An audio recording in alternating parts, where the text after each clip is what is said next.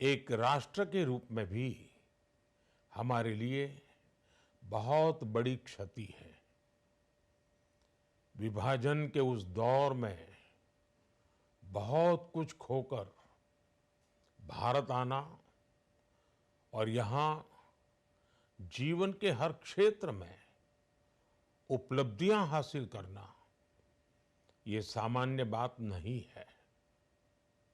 अभावों और संघर्षों से ऊपर उठकर कैसे ऊंचाइयों को हासिल किया जा सकता है, उनका जीवन ये सीख भावी पीढ़ी को देता रहेगा।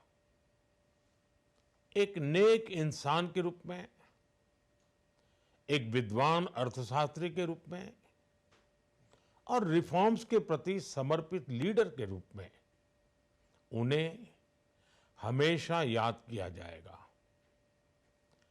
एक अर्थशास्त्री के रूप में उन्होंने अलग अलग स्तर पर भारत सरकार में अनेक सेवाएं दी।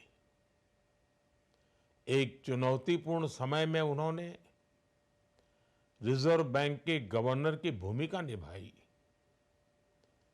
पूर्व प्रधानमंत्री, भारत रत्न श्री पीवी नरसिम्हा राव जी की सरकार के वित्त मंत्री रहते हुए उन्होंने वित्तीय संकट से घिरे देश को एक नई अर्थव्यवस्था के मार्ग पर प्रशस्त किया। प्रधानमंत्री के रूप में देश के विकास में और प्रगति में उनके योगदान को हमेशा याद किया जाएगा। जनता के प्रति, देश के विकास के प्रति उनका जो कमिटमेंट था, उसे हमेशा बहुत सम्मान से देखा जाएगा। डॉक्टर मनमोहन सिंह जी का जीवन उनकी ईमानदारी और सादगी का प्रतिबिंब था। वो विलक्षण सांसद थे। उनकी विनम्रता, सौम्यता और उनकी बौद्धिकता उनके संसदीय जीवन की पहचान बनी।